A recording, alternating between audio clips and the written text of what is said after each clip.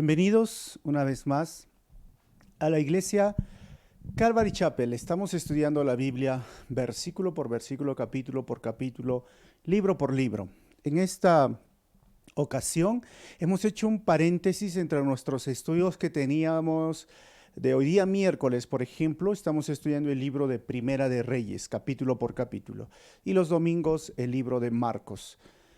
Y como es la Semana Santa y estamos en esta situación, la gran mayoría de los hogares, ¿qué diríamos?, alrededor del mundo, por la crisis de salud que estamos enfrentando, hemos decidido hacer una serie especial acerca de cada paso de Jesucristo, de nuestro Señor, antes de llegar a la cruz. Recuerda, este es entonces un estudio cronológico.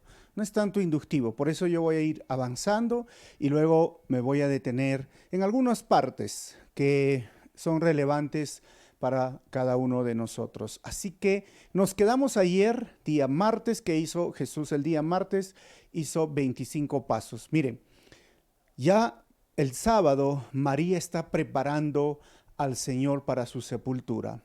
Ya el domingo se está preparando, ¿quién creen? Los fariseos, los saduceos, o sea, estos líderes religiosos están preparando su muerte, incluyendo el día lunes.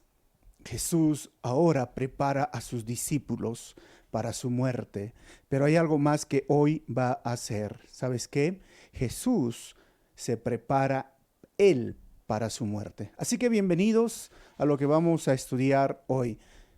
En la diapositiva yo tengo día miércoles, porque hoy día es miércoles, pero hay un dato curioso. En la Biblia no se encuentran muchas referencias del día miércoles y casi no hay nada. Es curioso, pero ¿qué vamos a estudiar entonces? Pues los del día jueves, porque estamos haciendo un estudio cronológico, es decir, cuenta sábado, domingo, lunes, martes. Del miércoles se da un salto hasta el día jueves. ¿Por qué? Porque el jueves empezaban los preparativos para esa fiesta en la cual habían venido muchos judíos y cual los fariseos decían tenemos que hacer algo antes de la Pascua. Así que el día jueves, recuerden, este es un estudio cronológico de las últimas horas de Jesús antes de la cruz. Hoy día también tenemos como 26 pasos, entonces vamos a ver qué sucede. Lo primero que hace Jesús es envía a Pedro y a Juan a Jerusalén a hacer preparativos para la Pascua. Los discípulos le preguntan, ¿qué va a pasar? Así que en Mateo 26, 17 al 19, Marcos 14, 12 al 16 y Lucas 22, de 7 al 13, le dice, ¿pero cómo vamos a ir? ¿A dónde vamos a ir? Bueno, vas a encontrar un hombre cargando esta jarra donde se recogía el agua. ¿Y por qué? Si nosotros nos ponemos a pensar, pero todos cargaban agua. No, esto era, en esa cultura, era parte de la labor de una mujer. Por eso en el Antiguo Testamento van a encontrar que mujeres iban o estaban cerca del pozo, como Jesús cuando se encontró con la mujer samaritana. Así que era extraño, era raro, era muy difícil ver a un hombre agarrando un jarrón de agua. Entonces Jesús le dice, ustedes van a ir ahí, les va a guiar y van a llegar al dueño de esa casa y le van a decir, el Señor quiere pasar la Pascua en esta casa y ahí va a ser el lugar. Eso es lo primero que sucede. ¿Cuál fue lo segundo? Jesús entra en el aposento ahora con sus discípulos. ¿Y a qué hora más o menos sucede esto?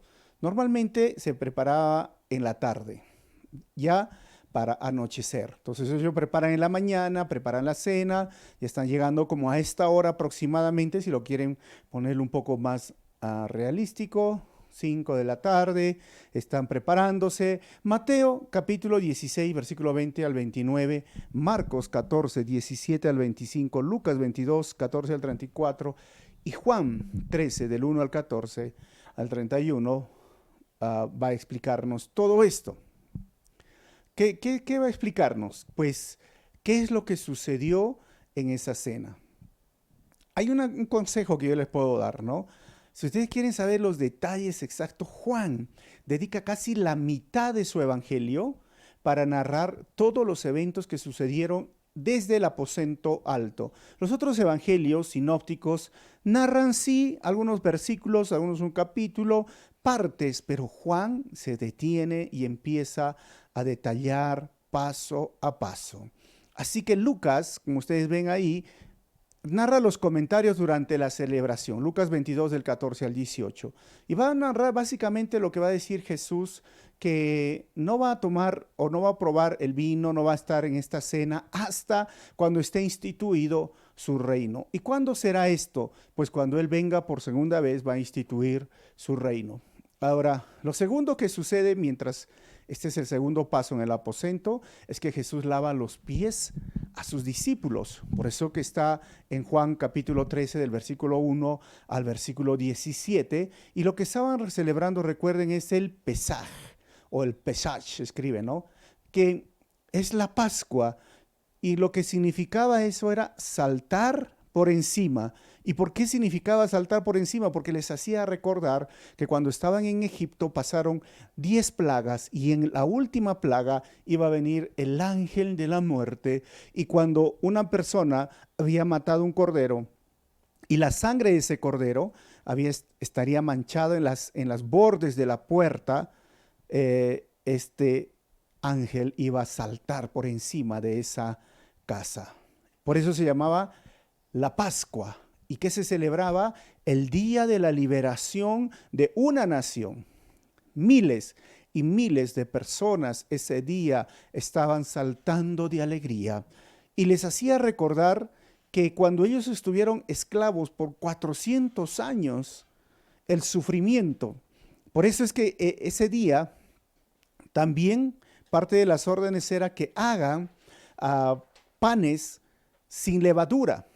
Esa era la tradición.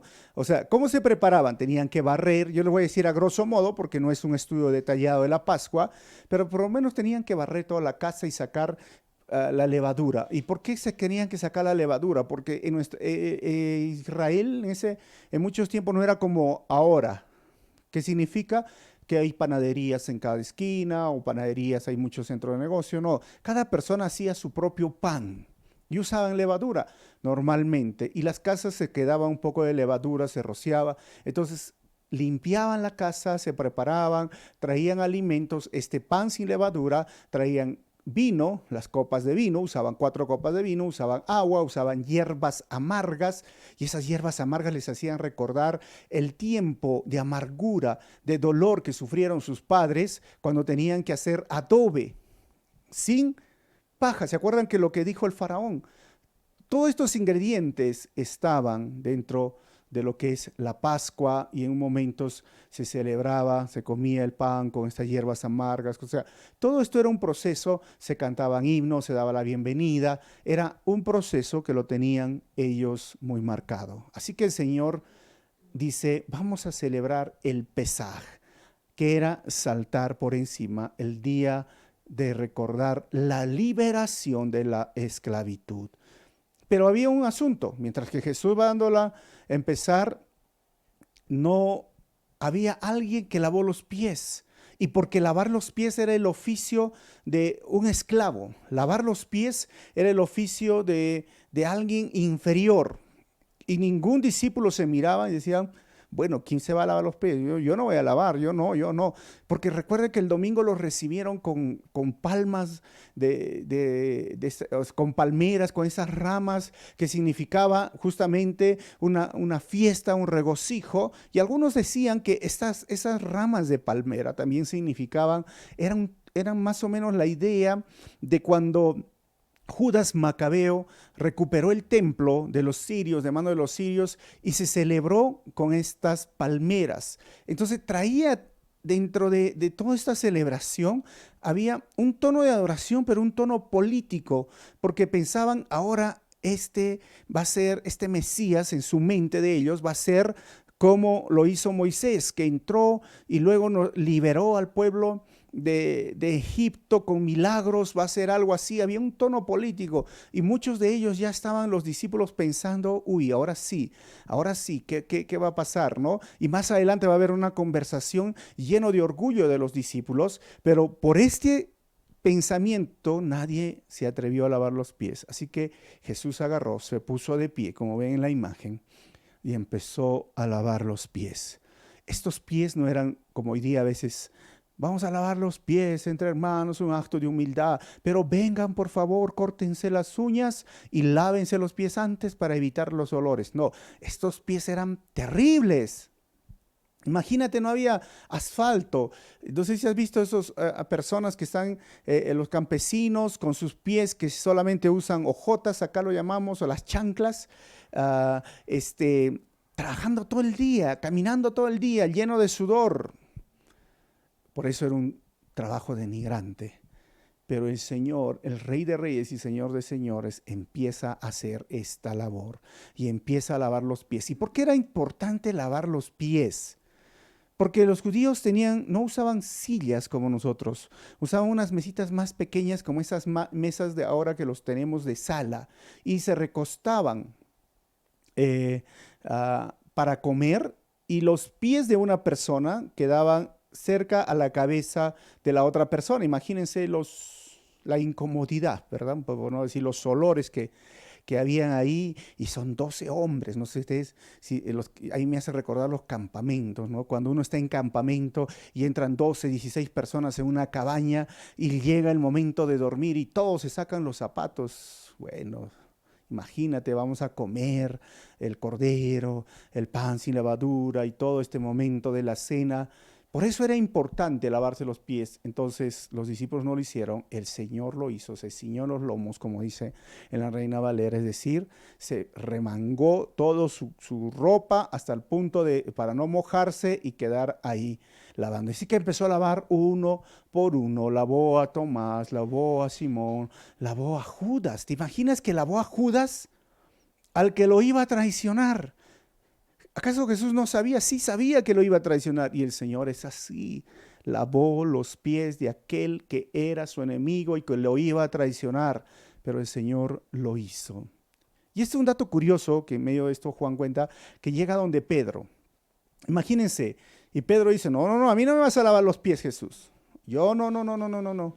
Y Jesús le dice, Pedro, tengo que lavar los pies, si no, tú no tienes parte conmigo. Y Jesús agarra y le dice, Pedro agarra y le dice, entonces si me vas a lavar, báñame todo, pues. No solo los pies, báñame todo. Como ven en esa imagen ahí, pareciera una confrontación, porque así era Pedro, ¿no? Pedro era un expresivo. Pedro era de esas personas que hablaba y luego pensaba, ¿por qué había dicho eso? Eso era de Pedro. Y Jesús le dice, Pedro, ¿estás seguro de lo que tú me estás pidiendo?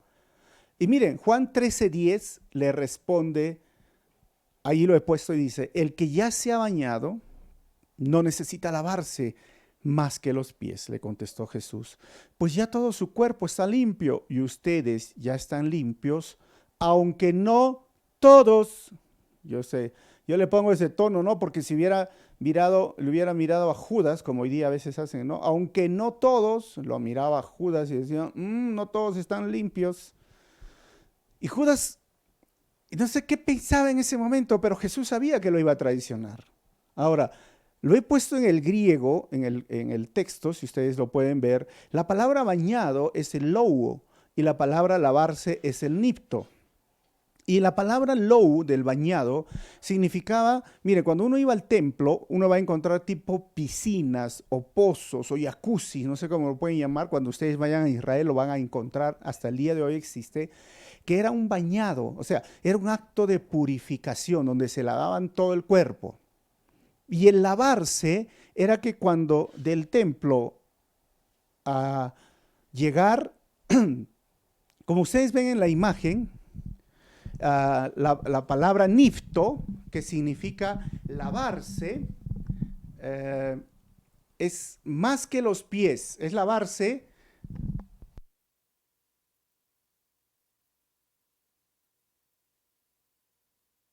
Es que significa que uno solamente se va a lavar los pies porque es una parte que se ha ensuciado con el trajín de llegar hasta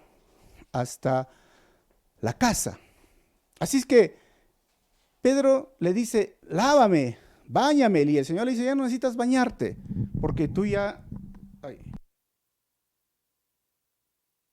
necesitas bañarte porque tú ya estás limpio, estás low. O sea, ya hubo un acto de purificación.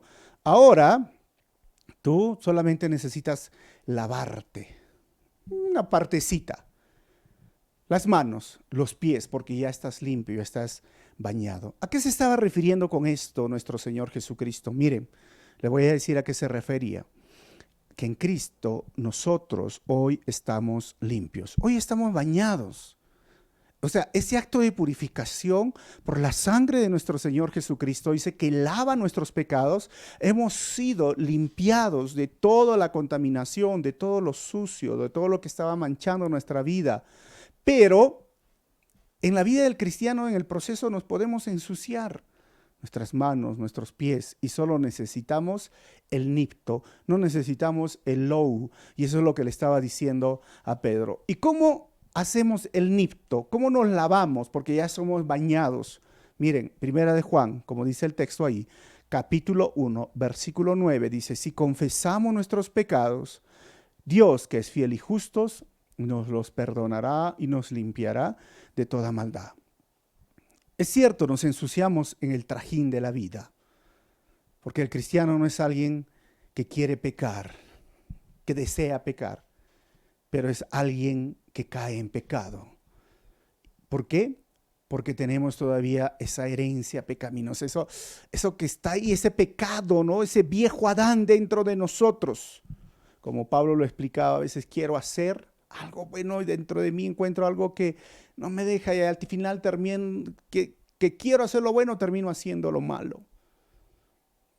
Pero el cristiano, cuando peca, confiesa su pecado. Esa es la evidencia de ser hijo de Dios, porque ya está bañado y solo necesita lavarse. Pero aquel que no es cristiano, miren, no confiesa su pecado. Así que deberías de recordar primero, inmediatamente, recordar lavarte. Por eso yo digo, miren, el cristiano es alguien que se puede ensuciar sus pies o sus manos con el pecado, pero ya está limpio de todo pecado en Cristo. Él, el cristiano, ¿sabes cuál es la característica del cristiano?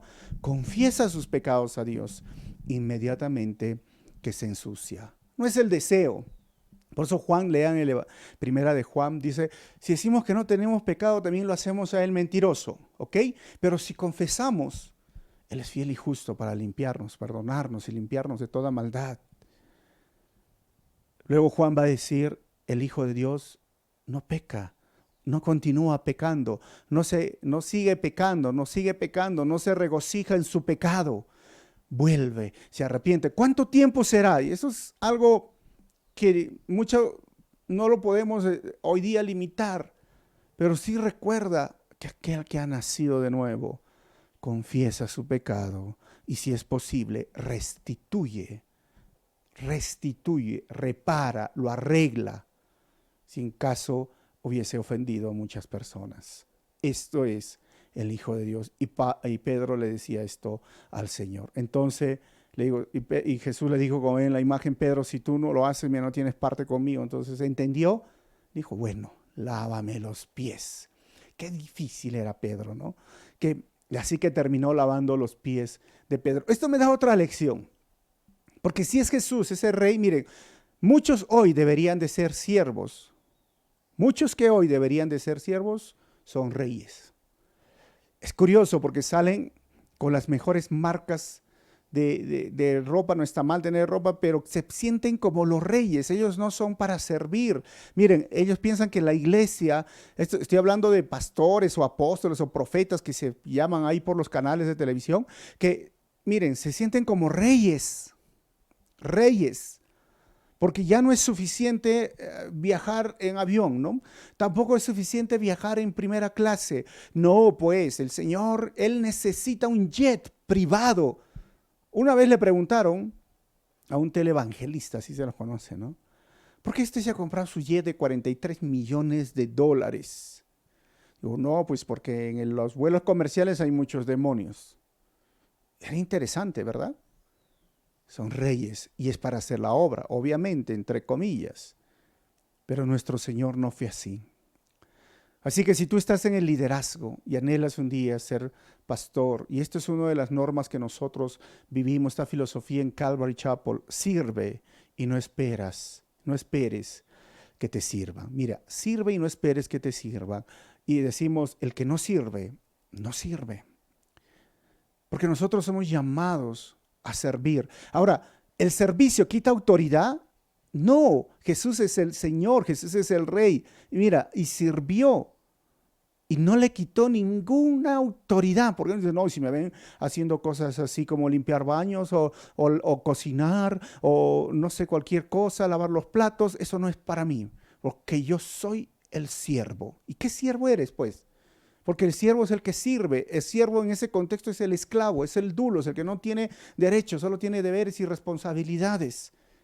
Y Jesús dijo, en medio de esto, yo les he dado el ejemplo. Así ustedes tienen que servirse uno al otro. ¿Qué pasó? Miren, vamos a avanzar porque el tiempo es corto. Predicción número 36 acerca de su traición. Y eso está en Juan 13, 18 al 33, Mateo 26, 21, 25, Marcos 14, 18, 21 y Lucas 22, 21 al 23. Dice, alguien aquí me va a traicionar. Y todos preguntan, ¿quién? ¿Seré yo, Señor? ¿Seré yo, Señor? Pedro. Y ya hay un chiste sobre eso, pero no hay tiempo para el chiste. Bueno, ¿y qué pasó después? Cristo instituye en este momento la cena del Señor.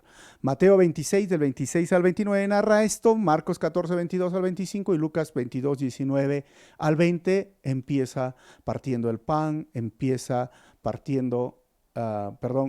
repartiendo el pan y luego la sangre. Y esto, ahora Jesús hace algo. Si ustedes ven en esta figura con el pan, ahora dice, miren, este pan sin levadura que representaba esto en la Pascua, hoy va a representar mi cuerpo que por ustedes se entregó.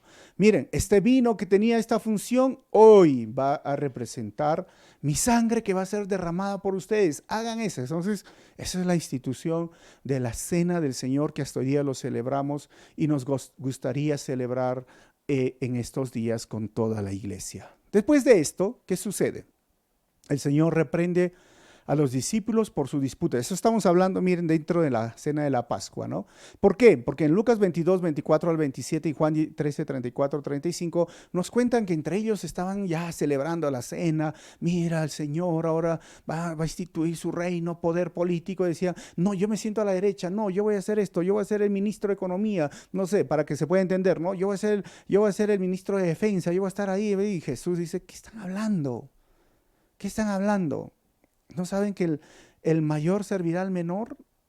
¿Qué? O sea, dentro del liderazgo de Jesús, la pirámide está volteada. Se sirve desde la autoridad.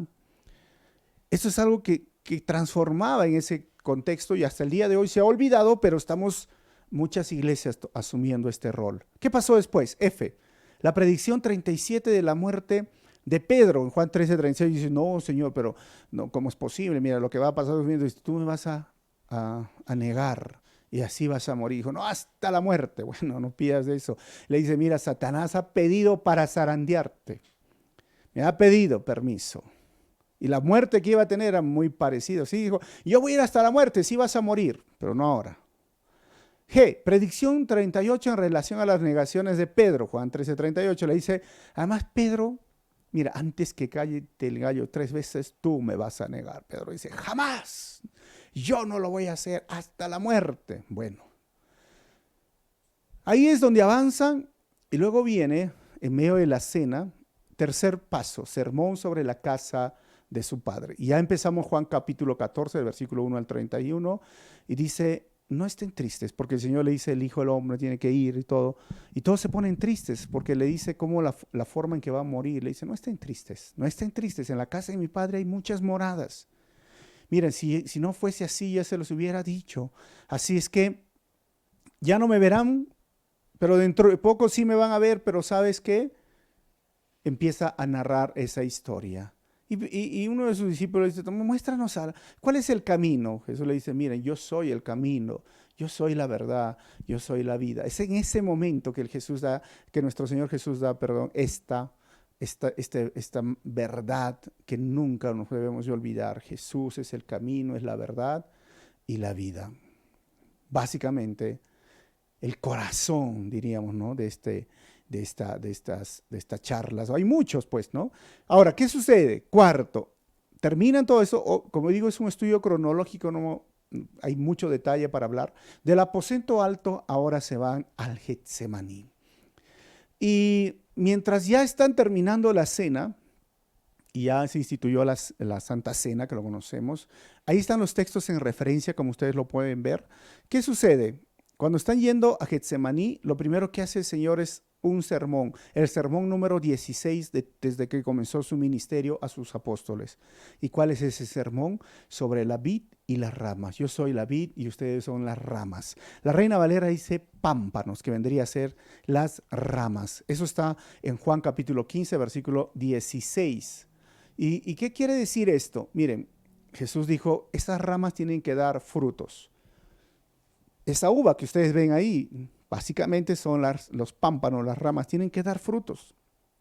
Y esa rama que no da frutos será echado al fuego. Y este es un asunto, ¿de qué estaba hablando? Separado de mí tú no puedes hacer nada. Ahora, hay un asunto aquí acerca de la salvación. Una persona dice, sí, se pierde, no se pierde, es un asunto, pero deberían de prestar mucha atención a este versículo, dentro del contexto, dentro de lo que está pasando. Miren, ya a Judas le había dicho, alguien me va a traicionar, y dice, pero ¿quién? Y Jesús va a decir, miren, al que yo moje mi pan y se lo dé, él me va a traicionar. Esto lo narra Juan. Y entonces Judas lo recibe y dice, bueno, lo que vas a hacer, hazlo, pues, ¿no? O sea, frutos. Esto es, no es conocimiento, es frutos, vuelvo a repetir. Miren, no es cuánto tiempo vas en una iglesia, es frutos. Frutos, ¿qué has hecho? Obviamente que tú dirás, pero ¿de qué frutos? Miren, el amor es un fruto. Gálatas capítulo 5. El ofrecer sacrificio de alabanza es otro fruto. El ganar almas, o el estar predicando es otro fruto. El ayudar al más necesitado es otro fruto. Que yo recuerde que son mencionados en la Biblia. Y muchos frutos, miren, dignos de arrepentimiento, un cambio de actitud en tu conducta, un cambio de actitud en tu mente. Miren, si es que no cambia acá en tu mente, no va a cambiar en tu voluntad. Así que recuerda, separados de mí no pueden hacer nada. Y eso es donde da su sermón. ¿Qué sucede después cuando ya están terminando? Jesús les dice, ha sido aborrecido por el mundo y sus discípulos también lo serán. Esto no es un mensaje que atrae, ¿no? Mire, a mí me aborrecieron. ¿Saben que a ustedes también les aborrecerán? ¿Qué sucede después de eso? Jesús debe ir al Padre a fin de que el Espíritu Santo pueda venir. Les dice, es necesario que yo me vaya para que Él envíe al Consolador. Juan 15, 26 al 16 y del 15. ¿Qué sucede después de eso? Pronuncia una cuádruple promesa para sus seguidores. Dentro de ellos, sí, los van a perseguir, pero ¿sabes qué? Van a estar con gozo en medio de la aflicción. Pero ¿sabes qué? El Espíritu Santo también va a venir sobre ustedes. ¿Cuál es el quinto paso? De ahí surge la oración después de dejar el aposento alto. Están yendo rumbo a Getsemaní, ya es de noche, ya es oscuro. Juan 17 del 1 al 26. Sexto, aconseja a sus discípulos que planifiquen para el futuro. Antes les dijo, miren, en Lucas 22, 35 a 38, no lleven alforja, no lleven comida, no lleven capa, no lleven nada y les van a hacer, no, pero ahora les dice, sí, preocúpense, hagan algo para el futuro, necesitan estar listos y preparados. Séptimo, canta un himno con sus discípulos y salen camino al monte de los olivos. Los himnos de Jalel, Salmo 138, 139 o 118, 19. Bueno, ¿de ahí qué sucede? Marcos 14, 26 nos narra esto y Mateo 26, 30. Octavo, otra predicción en la cual sus discípulos lo abandonarían. Miren, en Mateo 26, 31 dice, heriré al pastor y las ovejas serán dispersadas. Y el Señor lo dice esto. Noveno, surge la predicción que los vería en Galilea después de su resurrección. Le dice, miren, en Mateo 26, 32 y Marcos 11, 28 dice, miren, yo sé, me voy, pero nos vamos a ver otra vez en Galilea. Y eso lo vamos a estudiar el domingo, así que no se pierdan lo que vamos a estudiar, las apariciones de Cristo después de su resurrección. Décimo, cruza el torrente de Cedrón. y otra ahora entra al Getsemaní. ¿Y por qué? Porque del lugar donde estaba en Jerusalén, al llegar al Getsemaní, miren, es como un espacio de terreno. Es un torrente, una torrentera, no sé, una quebrada, como podemos llamar. Y es curioso porque ¿saben quién fue el que pasó hace tiempo ahí? Se menciona, es David. El rey David también cuando huía pasó ese torrente de Cedrón. Cuando estaba lleno de dolor y de sufrimiento, es curioso que hoy nuestro Señor también lo está pasando. En Mateo 26:36 nos dice esto, en Marcos 14:32. Onceavo, le pide a Pedro, Santiago y Juan que se queden con él para velar y orar en el Getsemaní. Mateo 26:37-38 y Marcos 14:33 y Lucas 22:40 hablan de esto, ¿no? Cuando ustedes vayan a la Tierra Santa van a encontrar y van a ver, ahí está este jardín de Getsemaní donde el Señor estaba orando. Doceavo, experimenta agonía en aquel momento. Mateo 26:37-38, él empieza a sentirse muy triste. Marcos 14:33-34, él decía, Señor, si es posible, pasa de mí esta copa, esa copa de la ira. Él no quería pasarlo. 13, cumplimiento de una profecía del Antiguo Testamento que él sería varón de dolores. Isaías 53:3 con Mateo 26:37-38 estaba experimentando quebranto, angustia. 14, empieza la primera oración en el Getsemaní. ¿Y qué oraba? Lo que les dije hace un momento. Si es posible, pase de mí esta copa. Mateo 26:29, Marcos 14:35-36 y Lucas 22:41-42. Pero ¿qué quiere decir esto en nuestro contexto? Básicamente lo que le estaba diciendo Jesús al Padre, ¿sabes qué era? No hay otra forma de que se salven la humanidad. No hay otra forma. Porque la copa de la ira era algo tan terrible que él podía percibir y él sabía lo que era. Por eso decía, pase de mí esta copa, si hay otra forma de salvarse. Y estaba angustiado. 15, regresa y encuentra a sus discípulos durmiendo. Mateo 26:40-41 y Marcos 14:37-38 le dice, oren, ¿qué hacen durmiendo? Y ahí donde les dice esa frase, oren para que no entren en tentación. A la verdad, la carne es débil. Sí, pero el espíritu es fuerte. Oren. Y ahí 16 se va otra vez a orar, la segunda oración en Getsemaní. Ahí están los textos. ¿Y qué es lo que oraba el Señor? Decía otra vez, si es posible, Padre, pasa de mí esta copa. Pasa. Miren, la angustia en este tiempo, si ustedes ven ahí ese rostro, dice que Jesús empezó a sudar gotas su cabeza y se empezaron a mezclar. Miren, los vasos capilares se empezaron a romper y el doctor Methrel en el libro El caso de Cristo dice que se llama una conmoción es un estado en el exceso de estrés que puede surgir, que se rompen estos vasos capilares. Y se mezclaba con el sudor y la angustia. Algunos interpretan, no sé si alguna vez han escuchado, que Satanás, los demonios estaban ahí intentando matarlo, que no llegue a la cruz, porque él sabía que era el momento de matarlo ahí, pero miren, la angustia, el dolor, el sufrimiento, era tan fuerte de nuestros, eso era una lucha, y no era un momento no era una oración en la cual, como en la iglesia, vamos a orar, Señor Jesús, oramos, no, esto eran gritos de dolor, desesperación, porque la palabra angustia, la palabra quebranto, está hablando de emociones que salen desde las entrañas con gritos de desesperación y le gritaba y le decía, Padre, pasa de mí esta copa. Era dolor, pero ¿por qué venía el dolor? Porque en su voluntad, en la voluntad de Jesús, no quería pasar la cruz. Pero él dijo, no sea lo que yo quiera, sino lo que tú quieras, Padre. Miren qué importante entender esta oración, que en medio de esta situación, el mismo Hijo de Dios dijo, Señor, no lo que yo quiera, sino lo que tú quieras. Qué diferente hoy día nuestras oraciones, ¿verdad?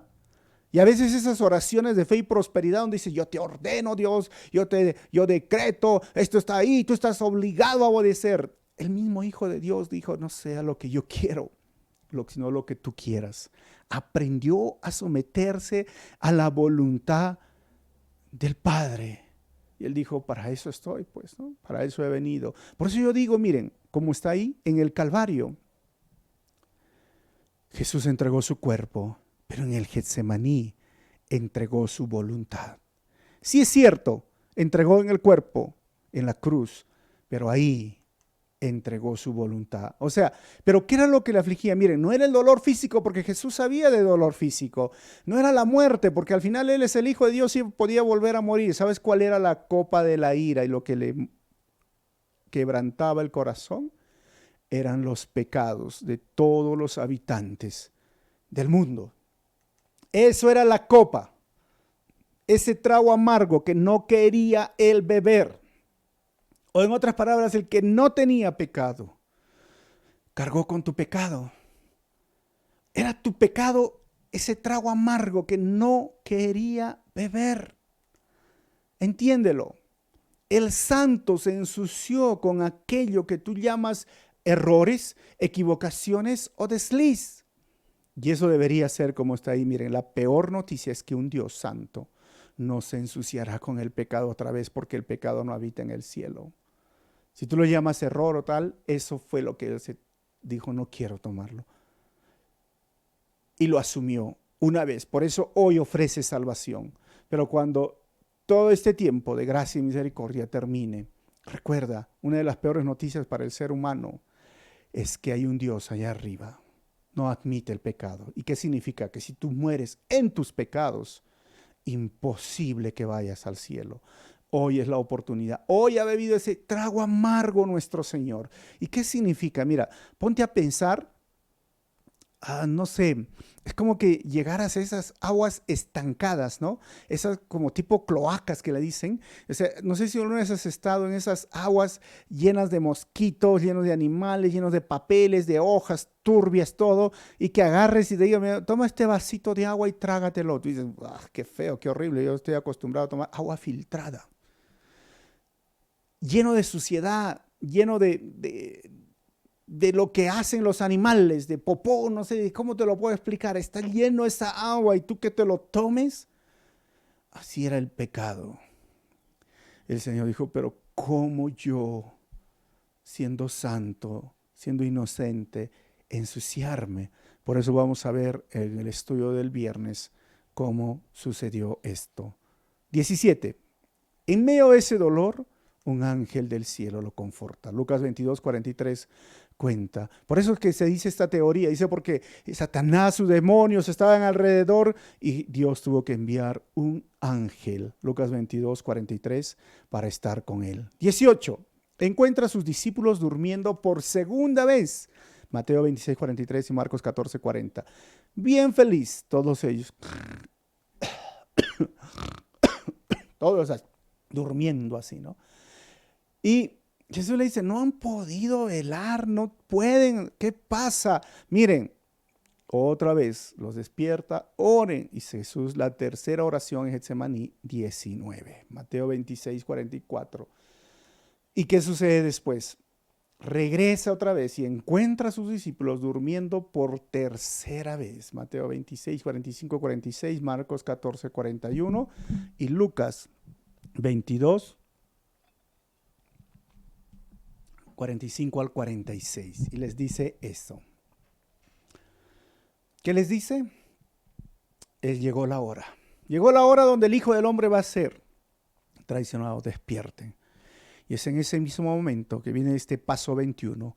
Es traicionado mediante un beso. Mateo 26:47-56, Marcos 14:43-52, Lucas 22:47-53 y Juan 18:2-12. Miren, los 4 evangelios narran este beso. Ustedes han visto esta película La Pasión. Judas se acerca al maestro y le da un beso. Miren, era ahí sí se ve esa imagen, ¿no? Donde Judas está dando ese beso. Era costumbre dar un beso en la mejilla, beso santo entre hombres. En esta cultura, la cultura argentina, los uruguayos, algunos chilenos también lo usan. Pero hay un beso, la palabra que usan acá en el beso en el griego quiere decir, mira, un beso afectivo. Es como que tú, no sé, saliendo de esta cuarentena y donde digan, ya no hay peligro, pueden salir y te encuentras con tu papá, tu mamá o tu mejor amigo, tu mejor amiga o los hermanos en la iglesia. Yo no creo que te saludarías, hola, de ahí afuera nomás. No, ¿cómo estás? Un beso así, ¡mua! Afectuoso de cariño. ¿Y sabes qué hizo Judas? No fue un beso del día a día, fue un beso afectuoso, lleno de cariño. Miren, la peor hipocresía estaba sucediendo en ese momento. Nadie se pudo dar cuenta de que era Judas. Por eso cuando dijo, yo voy a mojar mi pan y al que le dé, bueno, él me va a traicionar. Y Judas lo miró y Satanás entró a su corazón y el Señor le dice, lo que vas a hacer, hazlo. Y todos, dice Juan narra, pensaban que le estaba mandando a comprar algo. Porque cuando Jesús decía, alguien me va a traicionar, y todos miraban a Pedro, ¿no? Porque Pedro siempre el más bocón, no sé, no respondón, cuestionaba todo y todos lo miraban de repente. No, de repente Simón el celote, ¿no? Porque este es medio, era de un movimiento guerrillero, medio así belicoso, de repente es él. Y se miraban entre ellos, ¿no? De repente es este, de Judas nadie se podía imaginar. ¿Sabes por qué? Porque Judas llegó a ser el perfecto hipócrita. Judas, nadie, era el buena gente, era el bonachón, era el que siempre estaba acompañando, el que siempre daba palabras de ánimo, el que siempre estaba, oye, ayudando, haciendo todo. Y eso era el peor hipócrita, con un beso.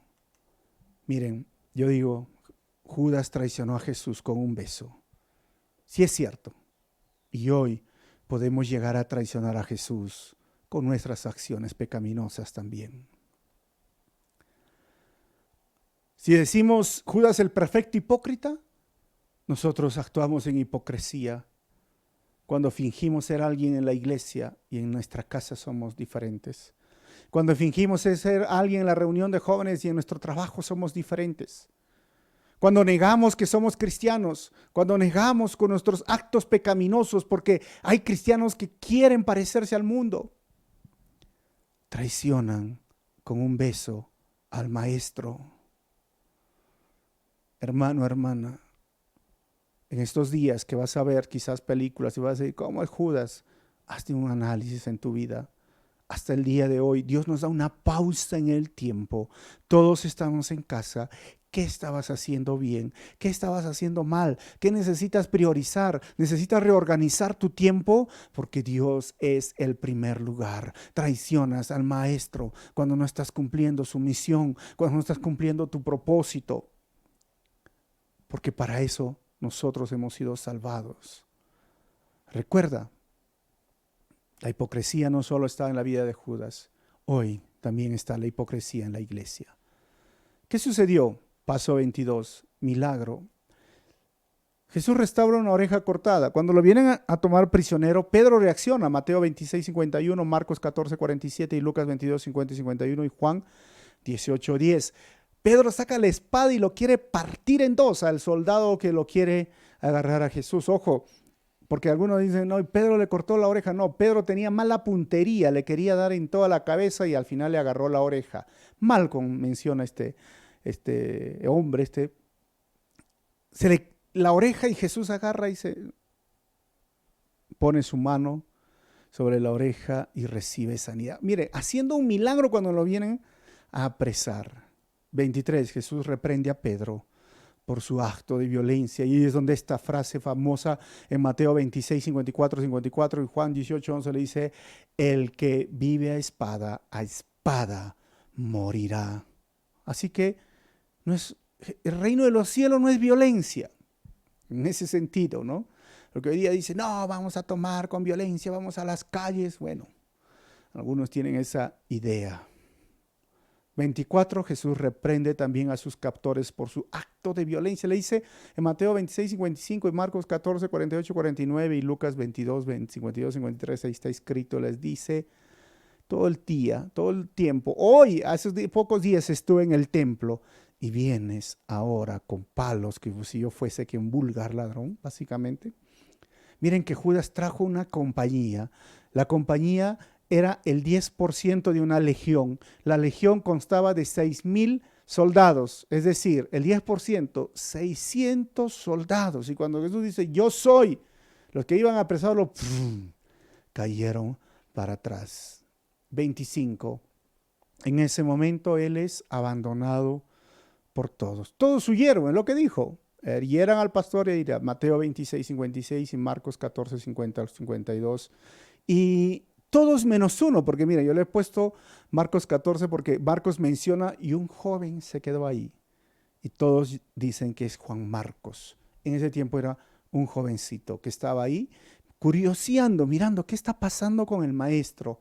Miren, al final los soldados, mira, tú eres uno de ellos. Lo agarraron de su bata porque estaba con su bata para dormir y hizo fuerza y los soldados se quedaron con la bata y salió desnudo. Léanlo ahí, ¿no? En Marcos 14, 50 al 52. A veces los jóvenes son así, ¿no? Muy atrevidos, pero al final salen huyendo en vergüenza. 26. Cumplimiento 24 de las profecías del Antiguo Testamento, que sería abandonado por sus discípulos. Zacarías 13:7 con Mateo 26, 31 y 56 claramente dice esto, y Jesús cumple las profecías. Como eso es un estudio cronológico, nos hemos detenido en algunos detalles, en algunos hemos corrido. Ahí están las referencias bíblicas para que ustedes puedan leer y estudiarlas paso a paso.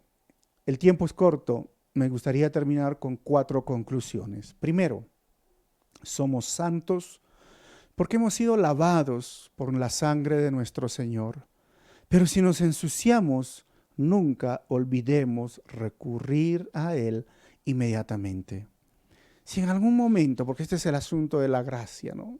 En algún momento sucede algo, hermano, el cristiano corre a los pies de Cristo, corre y confiesa su pecado. El Hijo de Dios confiesa su pecado y le dice, límpiame, Señor, límpiame, perdóname.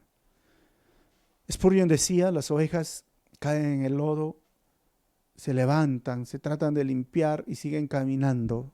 Solo los cerdos o los puercos se revuelcan en el lodo. Somos ovejas, hermanos, podemos ensuciarnos en este trajín de la vida hasta que Cristo venga. Pero límpiate, confiesa. Número 2. Lo que glorifica a Dios en la vida del cristiano es que someta su voluntad a la voluntad de Dios. Esto lo glorificó al Padre.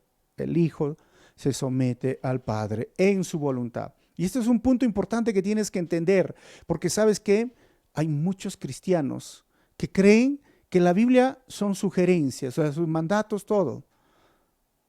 No, somete tu voluntad, porque eso es parte del arrepentimiento. El arrepentimiento es un cambio en la voluntad, un cambio volitivo.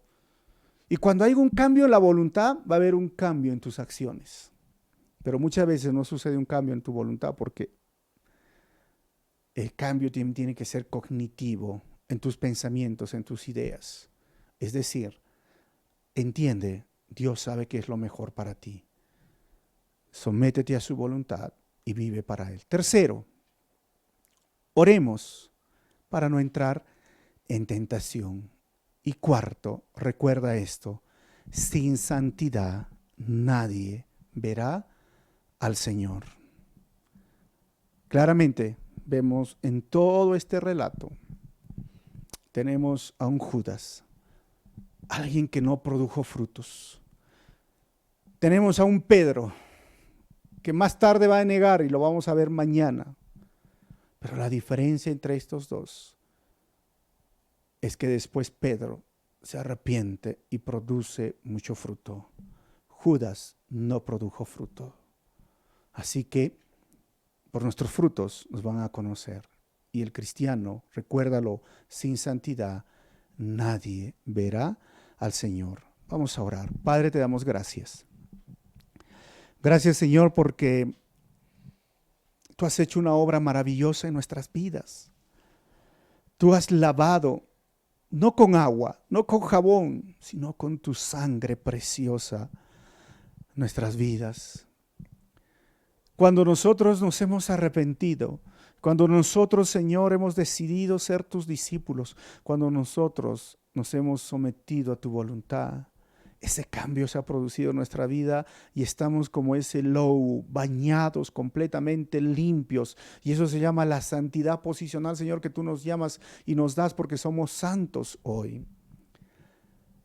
Pero necesitamos lavarnos, quizás día a día, porque no somos perfectos. Necesitamos limpiarnos, Señor, porque ahí a veces nuestros ojos se ensucian con lo que vemos, nuestras manos con lo que tocamos y nuestros pies a donde vamos.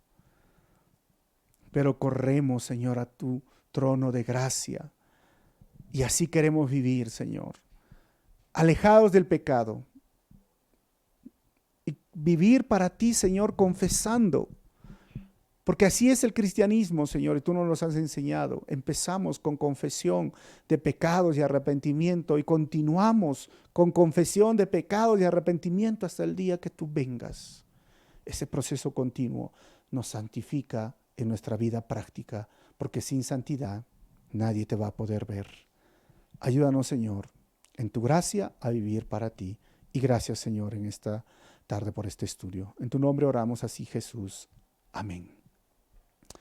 Dios los bendiga, nos vemos mañana y vamos a narrar los 7 juicios injustos que tuvo el Señor. Así que no te lo pierdas el próximo estudio cronológico. Chao.